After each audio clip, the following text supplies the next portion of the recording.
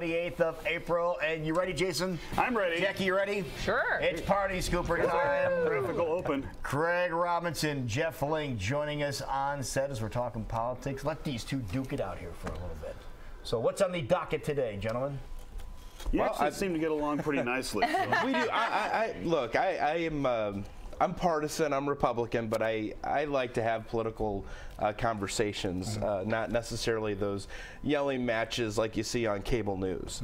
It's just a little bit. I actually think there's a lot people actually agree on in this world, and we focus in on the small things that we disagree about and blow it up, and so everyone thinks that these two sides just can't get along.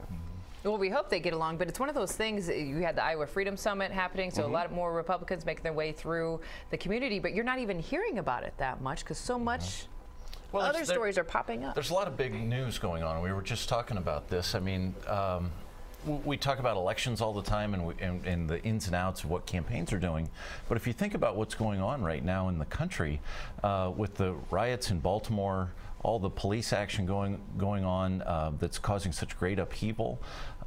Today, the Supreme Court's going to hear a same-sex marriage case. We're going through a lightning sea change on same-sex marriage in the country right now. It's a huge deal. We were just saying before that 5 years ago, Iowans got rid of 3 Supreme Court justices over a same-sex marriage decision, and now 61% of Americans are in favor of it, and almost no one expects the Supreme Court to do anything but say it's okay. That's a huge change that's happened in the last 5 years.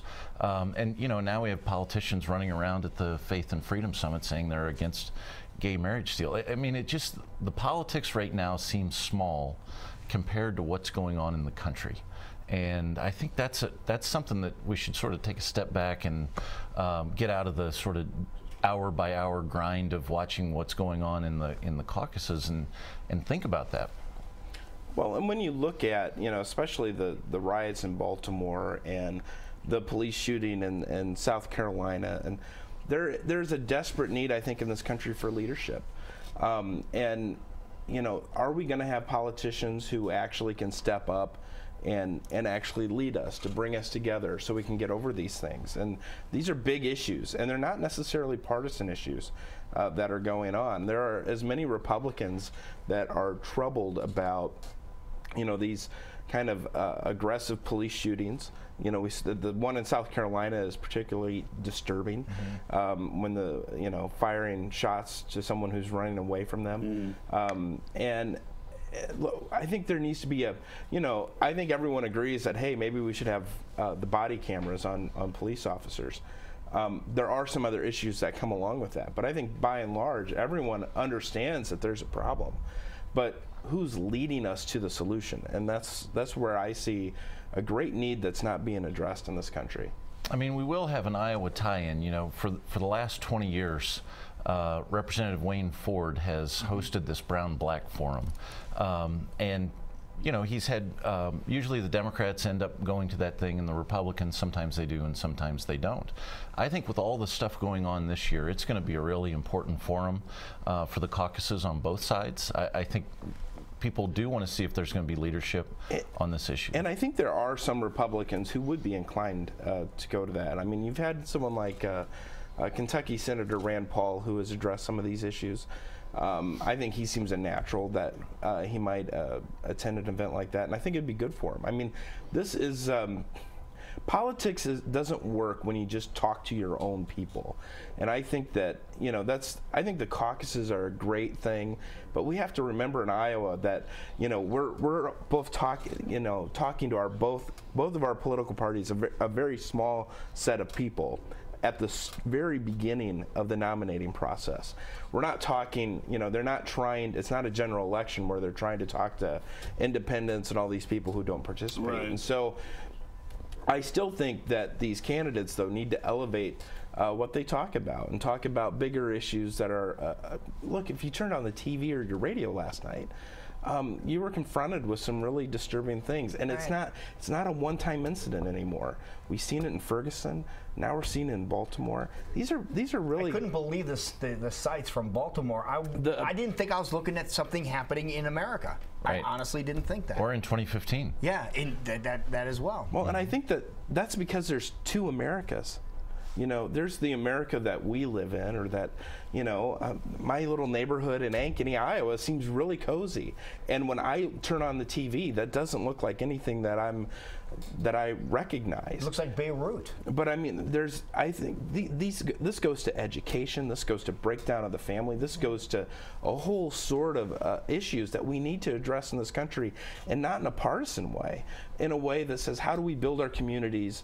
And how do we make those communities stronger so that there's buy-in from everyone? That a community like Ankeny, Iowa, that's growing, and you know, everyone gets along, and there's all this great stuff happening. How can we translate that into an inner city to get those people to believe in their community, to make it better instead of burn it down? I want to get your guys' thought on something that happened. We're just seeing more and more footage of it. The mayor of Baltimore made some comments.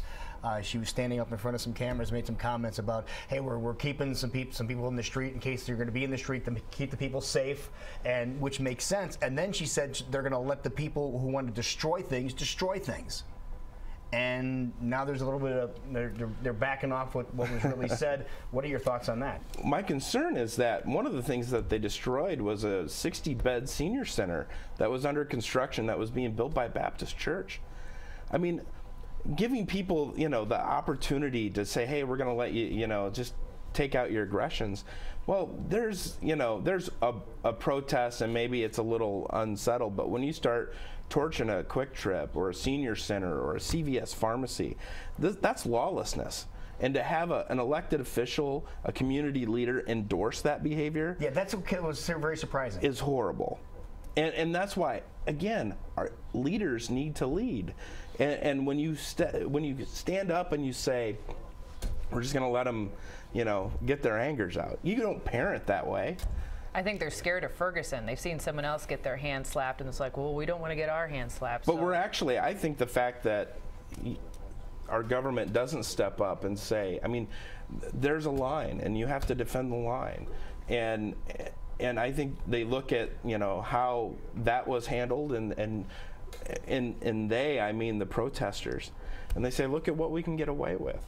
You know, right. Look, we can loot. They were looting a liquor store last night, going in and grabbing stuff. I mean, it is out of control. It's out of control, and our leaders make it worse, not better. With so many people wanting to throw their hat in the rings potentially, and people that already have, are we waiting to see which one's going to kind of rise to the top and maybe take the helm? I mean, they're jumping on the same topics as you kind of hit on the beginning, the same ones we've heard over and over. Let's move on. Times have changed. 5 years or 8 years or whatever has gone past. Let's talk about the issues that are really important right now.